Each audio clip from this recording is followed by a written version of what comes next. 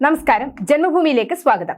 Electronic voting മെഷീനുകളുടെ ഉപയോഗത്തിനെതിരെ Tesla സ്ഥാപകനും സ്പേസ് എക്സ് മേധാവിയുമായ ഇലോൺ മസ്ക് തെരഞ്ഞെടുപ്പിൽ കൃത്രിമം നടക്കാൻ സാധ്യതയുള്ളതിനാൽ ഇവിഎമ്മുകൾ ഉപേക്ഷിക്കണമെന്ന് മസ്ക് സമൂഹ മാധ്യമമായ എക്സിൽ കുറിച്ചു. പ്യൂട്ടോറിക്കോയിൽ നടന്ന തെരഞ്ഞെടുപ്പിൽ ഇവിഎമ്മിന്റെ തിരിമറി നടന്നെന്ന മാധ്യമ വാർത്ത പങ്കുവച്ചുള്ള റോബർട്ട് കെന്നഡി ജൂനിയറിന്റെ എക്സ് പോസ്റ്റ് പങ്കുവച്ചാണ് മസ്കിന്റെ പ്രസ്താവന.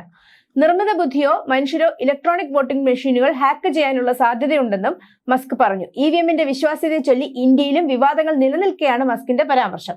ഇലോൺ മസ്കിന്റെ പ്രസ്താവനയ്ക്കെതിരെ ബിജെപി നേതാവും മുൻ കേന്ദ്ര ഇലക്ട്രോണിക്സ് IT വകുപ്പ് സഹമന്ത്രിയുമായ രാജീവ് ചന്ദ്രശേഖർ ആവശ്യമെങ്കിൽ ഇലക്ട്രോണിക് വോട്ടിംഗ് യന്ത്ര നിർമ്മാണത്തിൽ ഇലോൺ മസ്കിന് പരിശീലനം നൽകാൻ തയ്യാറാണെന്നും രാജീവ് ചന്ദ്രശേഖർ വ്യക്തമാക്കി. സുരക്ഷിതമായ ഡിജിറ്റൽ ഹാർഡ്വെയറുകൾ നിർമ്മിക്കുന്നത് ആർക്ക് സാധ്യമല്ലെന്ന ഇലോൺ മസ്കിന്റെ വാദം അംഗീകരിക്കാനാവില്ലെന്ന് രാജീവ് ചന്ദ്രശേഖർ പറഞ്ഞു. സാധാരണ കമ്പ്യൂട്ടർ പ്ലാറ്റ്ഫോമുകൾ ഉപയോഗിച്ചും അവയെ ഇന്റർനെറ്റുമായി ബന്ധിപ്പിച്ചുകൊണ്ടുമുള്ള ഇലക്ട്രോണിക് വോട്ടിംഗ് യന്ത്രങ്ങൾ നിലവിലുള്ള അമേരിക്ക പോലുള്ള രാജ്യങ്ങളിൽ പ്രസ്തുത നിലപാടിന് ബലം ലഭിച്ചേക്കാം. എന്നാൽ ഭാരതം നിർമ്മിക്കുന്നതും നമ്മൾ ഉപയോഗിച്ചു വരുന്നതുമായ ഇലക്ട്രോണിക് വോട്ടിംഗ് യന്ത്രങ്ങൾ തികച്ചും സുരക്ഷിതമായി രൂപപ്പെടുത്തിയവയാണ്. ഇന്റർനെറ്റ്, ബ്ലൂടൂത്ത്, വൈഫൈ തുടങ്ങിയ കണക്ടിവിറ്റി സംവിധാനങ്ങളൊന്നും നമ്മൾ ഉപയോഗിക്കുന്നില്ല. നിർമ്മിക്കുമ്പോൾ തന്നെ ഉള്ളിൽ സന്നിവേശിപ്പിച്ചിട്ടുള്ള പ്രോഗ്രാമുകൾ അടിസ്ഥാനപ്പെടുത്തിയാണ് ഭാരതത്തിലെ വോട്ടിംഗ് യന്ത്രങ്ങൾ പ്രവർത്തിക്കുന്നതെന്ന് ഇലോൺ മസ്കിനെ പോലുള്ളവർ മനസ്സിലാക്കണം. ഭാരതത്തിലേതുപോലെ കൃത്യമായി പ്രവർത്തിക്കുന്ന ഇവിഎമ്മുകൾ ലോകത്തെവിടെയും നിർമ്മിക്കാൻ കഴിയും.